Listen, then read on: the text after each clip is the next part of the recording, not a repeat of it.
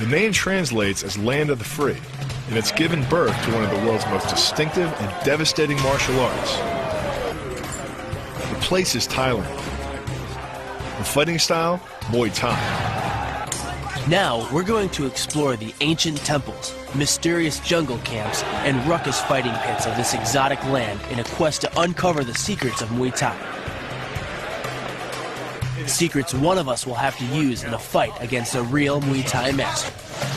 We're in a back alley gym in Bangkok, Thailand. Yeah, Muay Thai is everywhere. We're on a journey to explore the history and the culture of Muay Thai, and we have a lot to learn. Because one of us is going to fight a Muay Thai champion. There are hundreds of distinct fighting styles in the world. They are practiced in every nation and by every people. Now, Jason Chambers, a mixed martial artist and professional fighter. And Bill Duff, a former pro football player and wrestler, are embarked on a mission to explore the history and techniques of these incredible martial arts. And at the end of each journey, one of these two warriors will face the ultimate test. They'll try to survive a real fight with a true human weapon.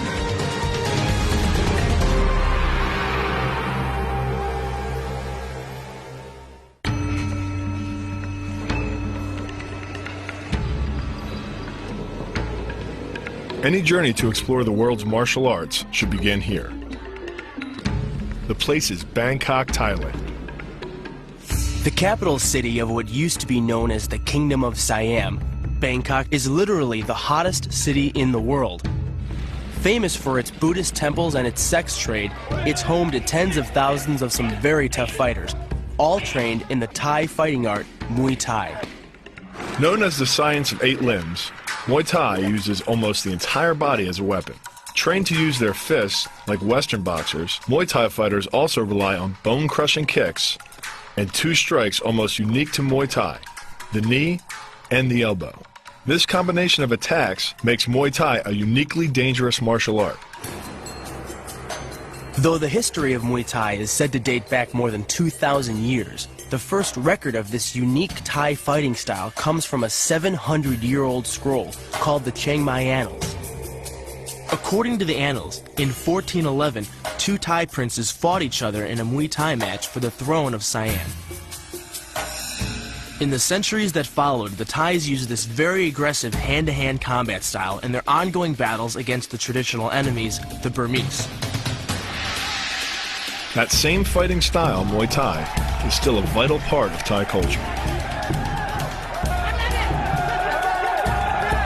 There are over 65,000 professional fighters in Thailand. To put that in perspective, there are just over 2,900 professional boxers in the entire U.S. Most Muay Thai fighters begin training as young as 6. Many train 5 to 6 hours a day, 6 days a week, and start fighting professionally as young as 8. And all that work and training is dedicated to one mission, to fight here in Lumpini Stadium. So we're here at Lumpini Stadium at the Mecca of Muay Thai. This is the place that everyone aspire to come. They smash each other with knees, elbows. They win championships, they lose championships. It's a great place.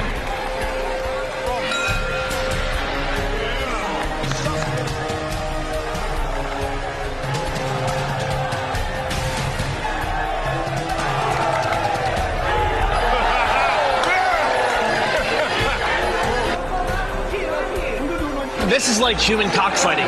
You've got chain link fences, sheet metal roofs. There's no air conditioning in here. The guys are fighting in 90-degree weather. It's pouring rain and some spots are leaking.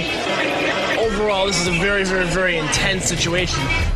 You come here to this stadium, blood flies on you. These guys demolish each other. It's about hurting the other guy as bad as you can. These guys aren't human weapons. Everything on their body, they just smash against each other. It's intimidating, it really is. Fighters must be at least 15 to compete in Lumpini, and they can win anywhere between $150 to $250 for a typical fight, and up to $2,500 for a championship. It may not seem like much money for the kind of punishment they take, but when you consider that $250 is about what a tie factory worker makes in a month, it makes more sense. Though the fights are brutal, according to David Farrell, a foreign fighter training in Bangkok, we should have seen it back in the day. In the old style known as Muay Baran, fighters didn't wear gloves. Instead, they wrapped their hands in a twisted hemp cloth called Muay Kad Chuk. The wrapping protects the fist and leaves wicked cuts. Some fighters even dip their wrapped fist into water to harden the hemp fibers and cause even more damage. But David said the story of dipping their wraps in glass is probably a myth. This is how they actually used to fight? This is how they used to dress, how they used to fight. In the old days, there was no referee, and they would just fight to the finish. No breaks? No, last man standing. There used to be a very high death rate in Muay Thai. With no rounds, no protective gear, and basically no rules, it wasn't surprising to learn that death was not uncommon in the old Muay Baran fights. But that all changed in 1929, when King Rama VII reintroduced the cleaned-up sport of Muay Thai. Even with the advent of modern equipment, like boxing rings, gloves, and mouth guards, the risk of injury is still very high in Muay Thai. As many as 20% of fights end in a knockout. Concussions, broken jaws, and cracked ribs are common.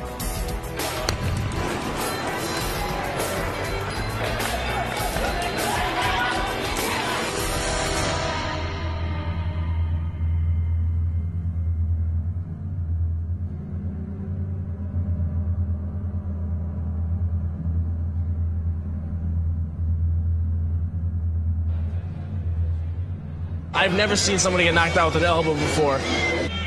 Kid caught an elbow right to the top of the head. Blood started pouring out of his mouth. It's disgusting. And they're just brutalizing each other. This has opened my eyes up so much more. Still rattled from the vicious knockout we had just witnessed, David introduced us to one of the legendary masters of Muay Thai, Kru Yad Tong. At 64 years old, Kru Yad Tong had personally trained over 20 Lumpini champs. Kru Yad Tong challenged us to immerse ourselves in Muay Thai and to visit him at his camp at the end of our journey. There, he promised to give one of us the ultimate test, an opportunity to try to survive a fight with his champion. What's his name?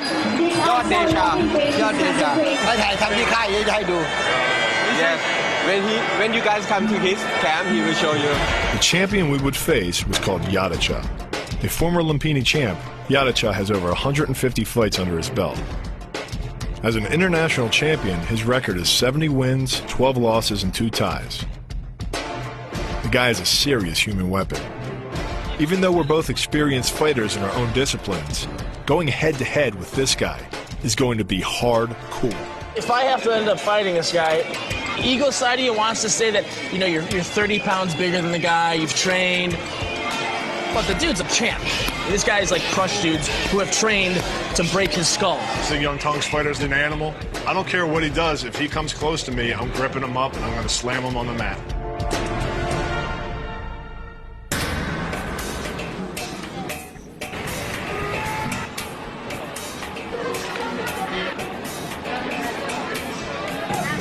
I'll tell you what, we got called out through Young Tong.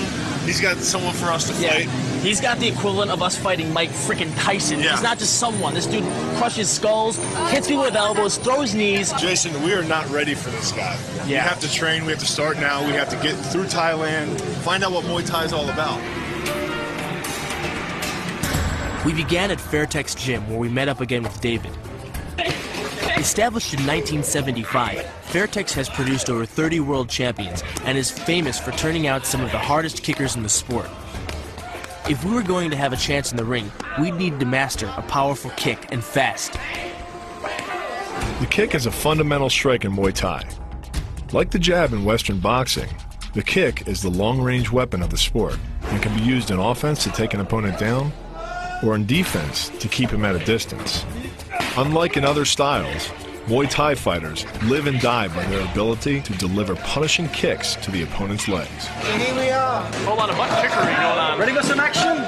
Right, I'm going to come and introduce you to one of the top trainers here, Sam Lancer. One of the top trainers to teach you how to kick hard here.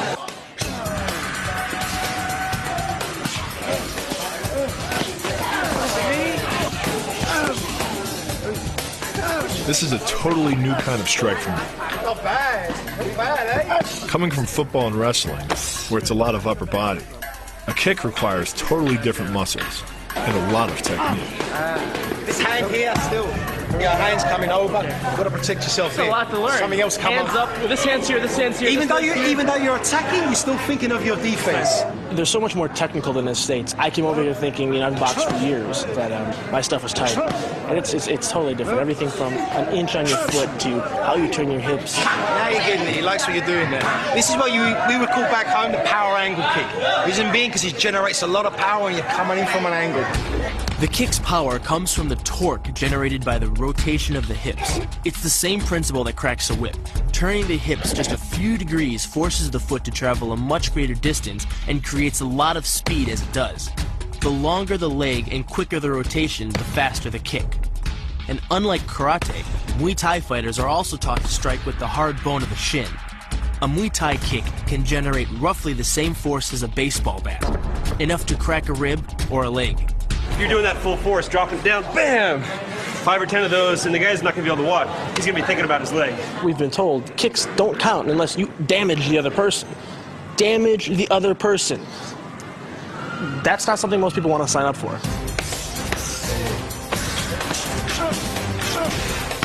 Okay, about 5,000 more of those, and you'll be doing pretty good. Okay. Better? Perfect. It'll need to be. Our journey to understand Muay Thai has just begun, but already it's clear that we have a long way to go. On our next stop, we'll train with an elite group of Thai soldiers as we prepare to take on a Muay Thai master. For centuries, the Thai people have used Muay Thai to battle their enemies, which is why the Royal Military Academy at Nakhon Nayok still trains every cadet in the basics of this ancient martial art.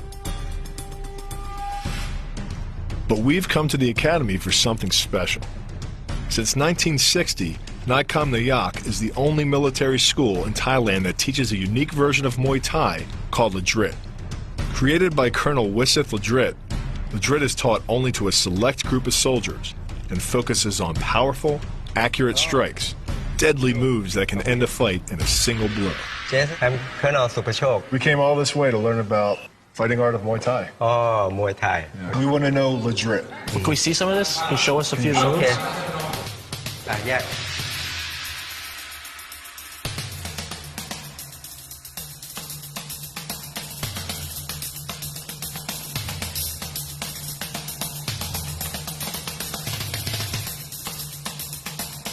The point is 3 things: fast, accurate, and powerful. To show us what he meant, the colonel gave us a demonstration.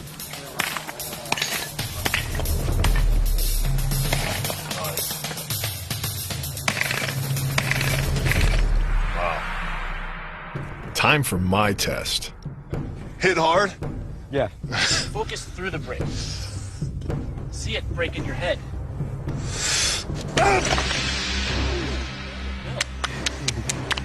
Not bad.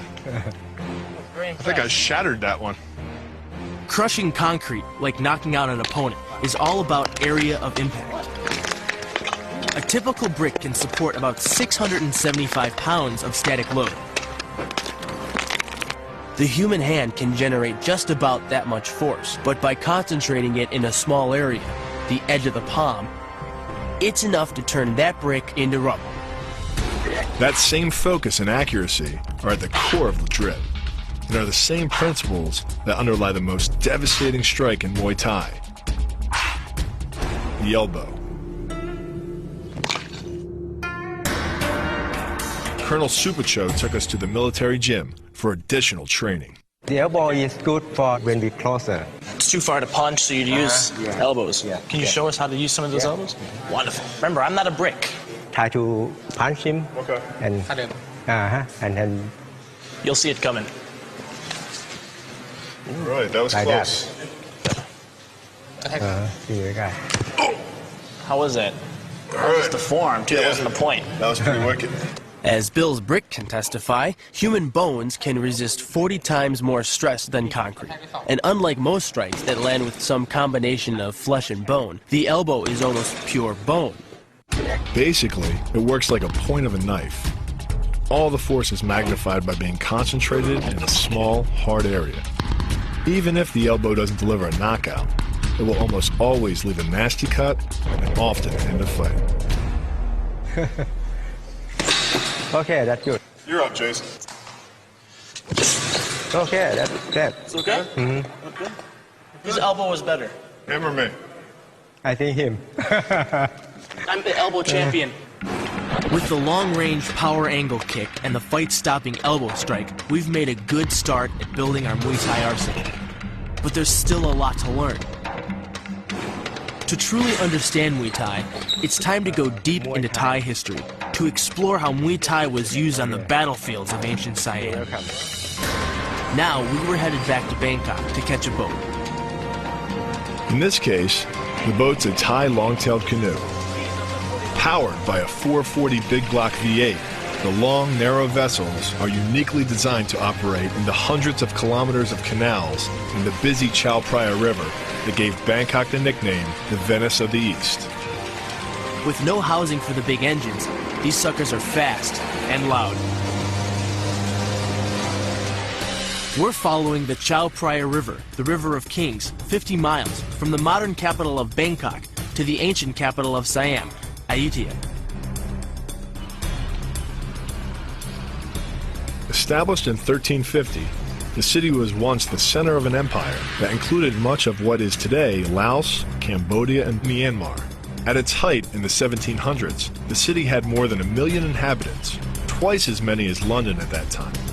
It was here during a war against the Burmese in 1592 that one of Thailand's most famous warriors, King Naresuan, established the dominance of the Empire of Siam. Trained in both the unarmed combat that became Muay Thai and the weapons-based combat known as Krabi Kerbang, Naresuan and his army defeated the Crown Prince of Burma. On the outskirts of the city, we met up with Kong, a historian and student of Thai martial arts. Kong led us to a temple of Wat Thai Sawan.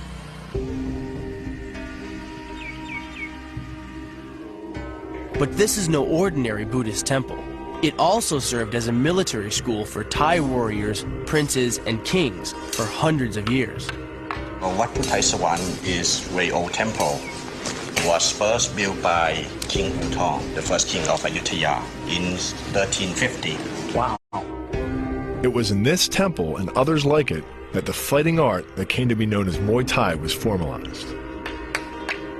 Of course, back then, Muay Thai wasn't just a sport. It was combat training, as outlined in the Chupasart, a warfare manual that was likely produced under King Ramatabodhi II sometime in the early 1500s. And it went hand in hand, or hand in sword, with the weapons training known as Krabi Kerbang. So how does Krabi Kerbang go together with Muay Thai? Krabi Kerbang is the art of using weapons. But in the warfare, if you happen to drop your weapons, you have to use hand-to-hand combat, which is Muay Thai. The basic weapons in the Thai arsenal were the Krabi, or curved sword, often one in each hand, the plong, or staff, the nagao, a bladed staff designed to be used from elephant backs, and the mai sak, a pair of clubs that could be worn on the forearms. I feel like I'm in a really cool jet leaf flick right now. These distinctive weapons helped Thailand repel its enemies for centuries. And each weapon had an analog in the unarmed combat that became Muay Thai. It's so athletic is the one thing that really surprised me. Is I expected to come over and see this cultural dance with swords and stuff, but it's not. These guys are really athletes out in the sun and working hard. Too bad we weren't allowed to bring a sword into the ring. But the school could teach us another move to add to our arsenal. One that works seamlessly with weapons or without. The knee strike. Is there any way that you could show us a Krabi Kerbang move that would translate into helping us with Muay Thai? Yes, of course, yes. The push kick to stop The sword. okay. Like a teep? Yes, teep, yes. Okay. Everything starts with the defense. Yes. Because it's very difficult to start with the offense when the person got weapon on hand. Right. Yeah. Oh, there it goes. Wow. You like that? Yeah. Oh. That's the one I'm going to do. Oh, really? Yeah. Okay. All right, you take the big one, I'll take the little one. Oh, that ain't gonna. Okay. I'll work with you. He can get his butt kicked by him. You have the sword. I want to work with him. And then pull to your knee. Everywhere I look, everywhere I go, they're a lot faster than me. And the move I learned really is going to help me because I need to get a hold of these guys. If they get too slippery on me and too snaky on me, I got to get a hold of them right behind the neck and lace some knees in. Getting in close neutralizes the opponent's weapon advantage. Then, in the clinch, we bring the power of the knee to bear. Unlike the kick, which relies on rotation to create power, the knee gets its power from leverage. Pulling our opponent down as we drive the knee up can deliver up to 2.5 tons of force, enough to lift a car. We're bigger than the average Muay Thai fighter, so I think we're really going to be able to utilize that clinch work and the knees that he was showing, and devise a little bit of a game plan now because we were able to see the kicking, the elbows, and now into the clinch and the knees. I'm a little bit nervous, a little stressed, thinking about the guy I got to fight, the Lumpini champion. I'm sure he's as tough as nails, and he probably chews on dirt and spits it out. But, you know, I'm not going to back down from him. Kicks, elbows, knees. But these are only 6 of the 8 limbs. Our next mission is to add a devastating punch to the package. One that could give us a chance in our final challenge in the ring. The clock was running out in our journey. In just a few days, one of us would face a champion in the ring. And even though we were both experienced fighters, we could tell that we were a long way from ready, which is why we've traveled to Lapuru, also called the Monkey City, to learn a unique punch to round out our 8-limbed arsenal. Our destination is a 1,000-year-old temple in the center of town. At the temple, we met a local historian named Samsak Wanakline, who explained Lapuru's connection to Muay Thai. Me and Jason have noticed there's a lot of monkeys here. Can you tell us why? Have you heard about Hanuman before? A little bit. Can you tell us more about Hanuman? Samsak told us that Hanuman is the Hindu monkey god believed to have founded the city of Lapuru.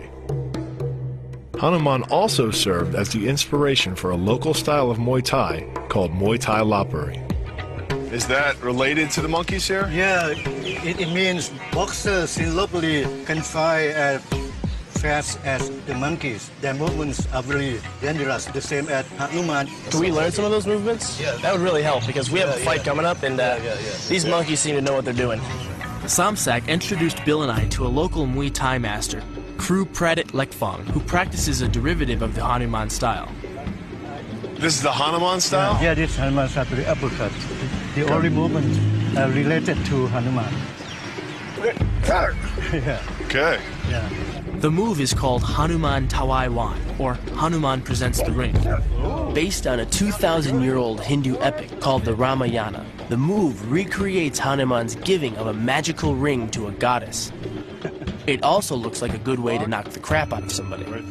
To execute the move, a defender steps inside and delivers both fists into the underside of his opponent's chin. Look at that, I moved Downhill I went. I'll send you a postcard. That was a good one. That was a really good one. It's not the arms, but the legs that drive our fists. Like a piston, the explosive power of the legs is capable of generating hundreds of pounds of force, all to a very vulnerable area, the soft underside of the opponent's jaw. It's good defensive. You block, you get in, you pound them. It's time to put this into action. It's going to work for you, man. You're going to be really strong in the clinch, that's for sure. Leaving mythology behind, we headed to Saraburi, a gritty factory town in the middle of Thailand's Central Plains, famous for turning out relentless fighters.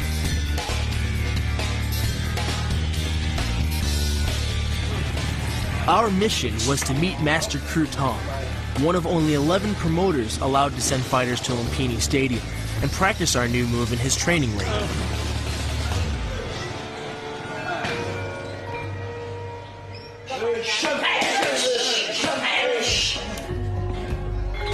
We're rural camps like this one in Salisbury are actually where many of the Muay Thai fighters get their first start. We're lucky enough to be here with rural master Kin Tong, who's going to teach us how to take the Hanuman techniques and use them in the ring. As Master Kru Tong showed us around, we discovered that many of the young fighters he trains are poor kids from the surrounding countryside. For them, Muay Thai is the only way out of this hardcore poverty. But they don't just train at Kru Tong's camp. More than 15 of them live here too. Suddenly, my 2-a-day training in pro football didn't seem so bad. This is where a Pini champion sleeps. No one in America can ever complain again, not to me. He's in about a 12-foot by 10-foot room, cinder blocks, a dilapidated fan with cobwebs. Look where he sleeps. It's not even a bed, it's just a mat. It's just a mat. The Disney characters on it. But training is motivational. You open your door and the ring is right there. Many fighters begin training as young as 6 or 7 years old and can be seasoned pros by the age of 15. Many fight as often as twice a month, compared to a Western boxer who may fight no more than a few times a year. Due to the physical punishment of a Muay Thai match, most fighters retire by their mid-20s, some having fought as many as 150 fights, compared to about 40 career fights for a boxer. This place is really like a no-frills gym. Yeah, it's about as rural as you can get. Yeah, well, that's good, man. This is pretty hardcore. Inside the ropes, we demonstrate to Master Kru Tong the Hanuman move we had just picked up in Lopburi. Now, we want to know, can we use that here? No. No. ใช้ไม่ชกบนเวทีมวยไทยใช้ไม่ได้เปลี่ยนเป็นใช้โยนเข่าลอย He said it's not really going to work in the ring. The problem is that the move, while powerful, is too slow to use against a serious fighter. And because both fists are involved in the attack, it leaves us dangerously exposed to a counterstrike. Kru Tong adapted our Hanuman move and turned it into a flying knee strike. Oh, I like that much better. It was just the weapon we were looking for. The perfect translation of ancient mythology into a true fighting technique. That is nice. Yeah. Like the Hanuman move, the flying knee relies on the explosive power of the legs. But rather than spread the power of our blow over 2 fists, it concentrates it into the spear point of the knee and combines it with the force of gravity. It's the equivalent of hitting our opponent in the chest with a sledgehammer.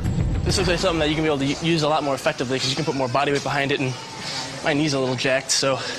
Well, maybe we should get some gloves on and do a little sparring? All right, yeah, that'd be a good idea.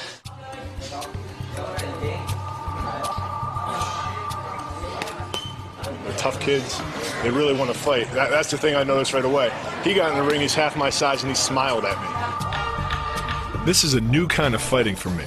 In football or wrestling, it's much more head-to-head. There's a lot more movement, a lot more bobbing and weaving. I laid one in, he laid one in, I laid one in, he laid one in. And then the only one I really felt was one of the back knees. He hit me with one of the back knees and he really laid it in. So I knew he was kind of saying, hey, you know, this is my ring, I'm here, and this is what I can do. I could tell that my big advantage would be in the clinch, where my size and wrestling skill would make a big difference.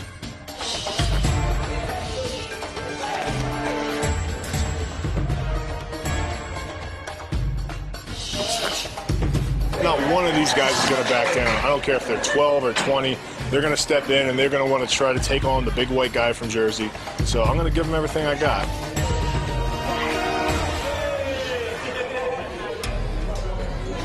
Then it was my turn.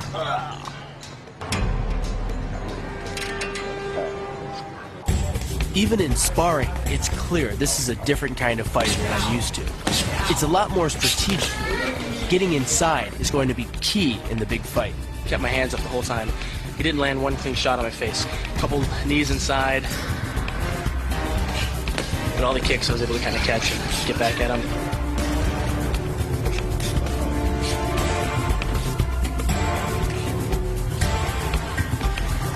So overall, I give myself a C+, but I need to bring it up to an A because the guy I'm possibly going to be fighting is bigger than him, better than him, faster than him too.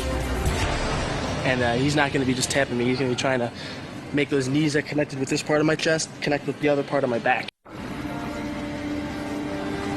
We're headed north, deep into the jungle near the River Kwai, on the border with what used to be called Burma, but is now Myanmar.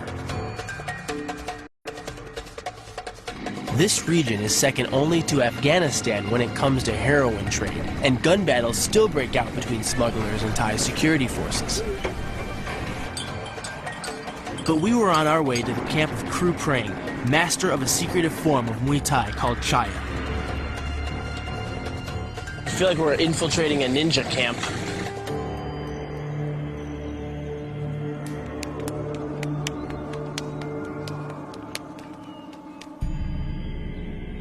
Thailand is 95% Buddhist, so we weren't surprised when Kru Prang welcomed us to his camp with a traditional Buddhist ceremony.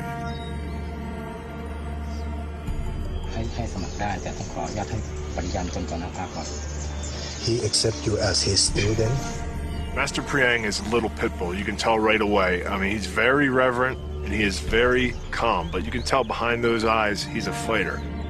How do the techniques that are used in Muay Thai Chaya differ from techniques we see when we see two guys fighting in a ring? The Thai boxing nowadays that you see, the ring sport, they only took a little part of us. You know, it's washed down to almost nothing nowadays. Most of our technique, you know, is used to harm a person, to take them down so fast. That's a battlefield fight. And one of the first things we learned was that in a battlefield fight, a good defense makes a great offense. Wow. Yeah. The defensive abilities of Muay Thai Chai technique are pretty much all elbows. And they use them as their striking as well. I can barely see one of those things tough. You notice how they finish off the opponent every time they throw them? Right. It'll just keep them down there. Every time they're catching something, they're giving something back. They're not just, you know, it's not just like one guy's attacking and one guy's defending. It's like they're both constantly attacking. And you gotta be so quick to do it. I mean, it's just so much to think about. And that's the end of the fight. In the ring sport, when a person punches and you try to move back, and you try to return the punch, it's too late. Basically what he's saying is, as he sees the other guy move, he's stepping in first and blocking and coming with the elbow. Instead of moving off the punch like this, it's too late because he'll be away from your punch. So when he comes in, bang, bang, he's hitting him with the elbow. Kru Prang taught me that the one thing you never do as far as his style is concerned is back off. Oh. A lot of places we went, like Fairtex and Saraburi, there was a lot of defense. There was a lot of backing off, shucking and jiving, you know, Muhammad Ali type movements. There was none of that here. It was straight aggression, straight ahead. Even their defensive moves could be considered an offensive move because if the guy doesn't get out of the way, he's going to catch an elbow right in the throat.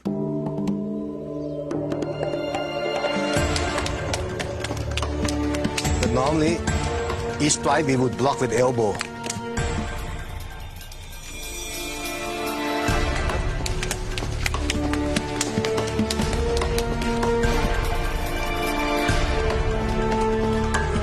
Offender hurt more than the defender.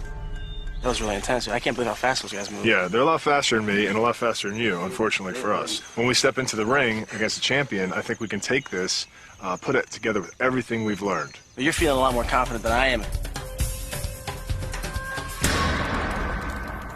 Later that night, Kru Prang told us the story of Nai Kanam Tom and how he used Muay Thai to change history.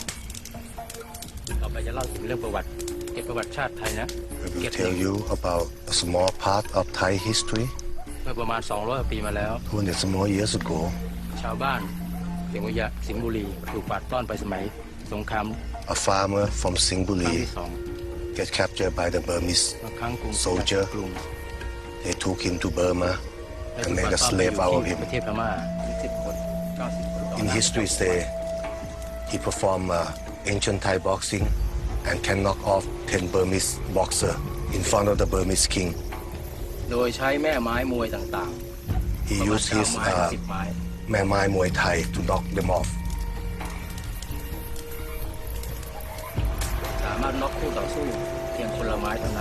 And he can knock each Burmese boxer by single strike. จนได้รับฉายาว่าเป็นนายขนมต้ม They call him Nai Kanom Tom, the Thai fighter. After winning his fights, Nai Kanam Tom was freed by the Burmese king. He returned to the Siamese capital of Ayutthaya and spent the rest of his life teaching Muay Thai. He became known as the father of Muay Thai and really created what is today Thailand's most famous sport. Inspired by the story, we arose at dawn and headed off to meet Kru Priang. Come down here and he's already up doing an hour of Tai Chi on the rock.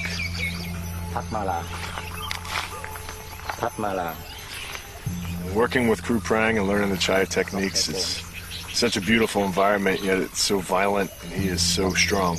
Such a small man to have so much power. And Muay Thai Chaya training was as different from training in the States as you could imagine. Over the next few days, Jason and I were introduced to the traditional methods of Muay Thai training. We kicked banana trees to toughen our shins, dodged lemons to improve our accuracy,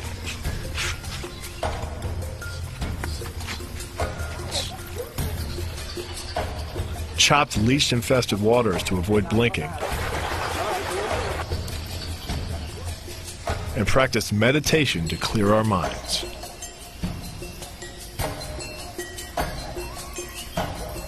I feel like a piece of meat at this point. I've been beaten and prodded and bitten by every bug out here. I think I'm learning things that I'll be able to put into use and that are practical. But the environment, as aesthetically pleasing as it is not fun to train here.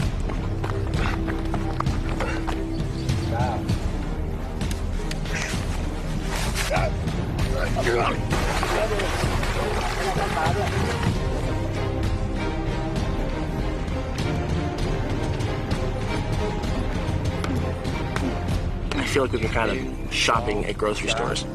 We've been kind of picking some of this fruit, some of this, some of that, some of that. And I feel like Master Prang is kind of the cook that's able to congeal everything together.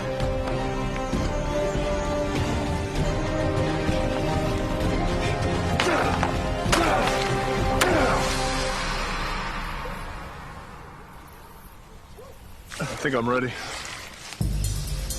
And then our jungle training was over. It was time for one of us to put our training to the test.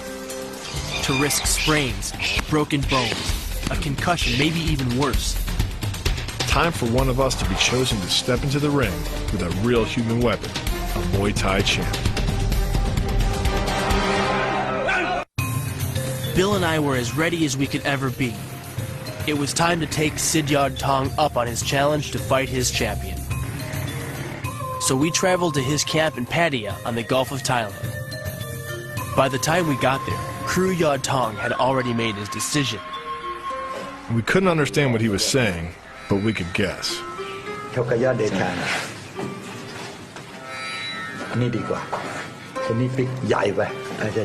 I'm twice as big as Yadacha, Kru Tong thought a fight against Jason would be a better match.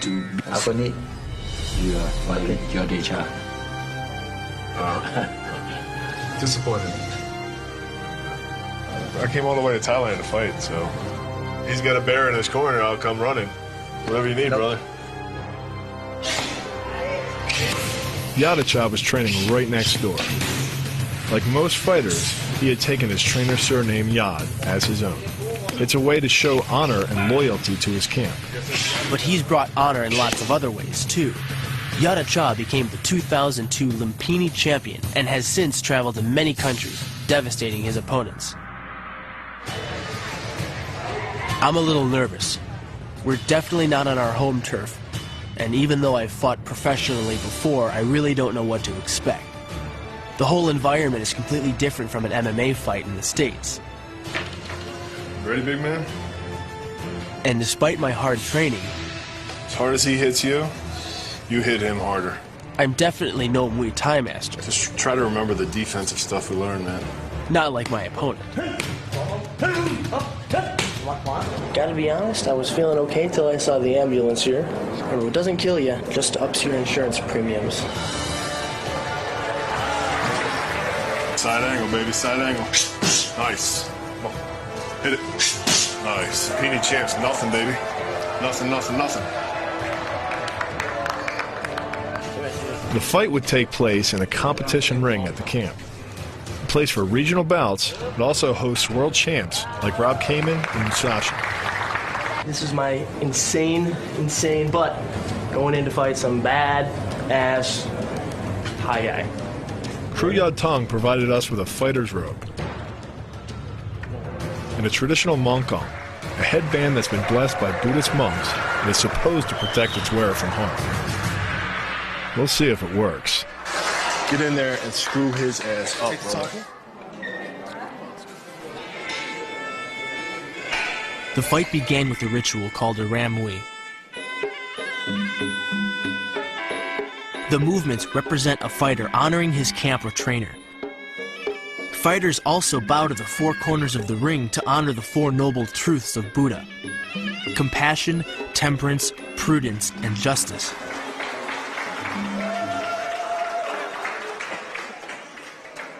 Then it was time.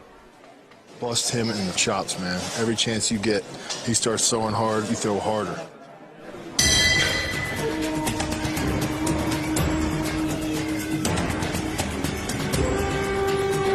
Circle right, where's the power leg? Circle right. Our strategy was simple. Get close and use our size and weight against the lightning-fast Yadacha and his powerful kicks. If I could get inside, I could use my wrestling clinch and my Muay Thai knee strikes we learned to devastating effect. But getting inside a guy as quick as Yadacha is easier said than done.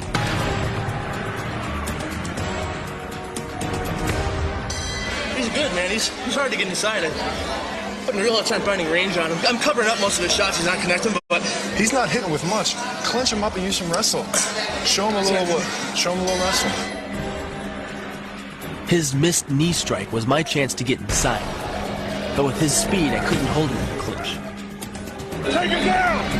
Go ahead, Jason! I hoped my spin kick would catch him off balance. It didn't. Yadacha was just too fast. Every time I tried to get close, Yadacha pushed me back with a defensive kick called a teep. Unload with the right, okay? He's doing all this jumping and crazy bullshit. That's what they do. He's getting in. He's not connecting with anybody. He's getting in there tight. His knees are annoying.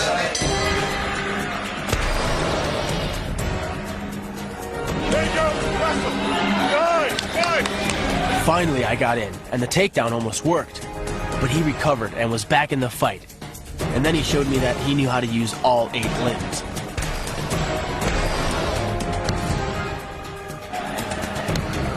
It's not an officially sanctioned fight, so the referee will decide the outcome. No surprise.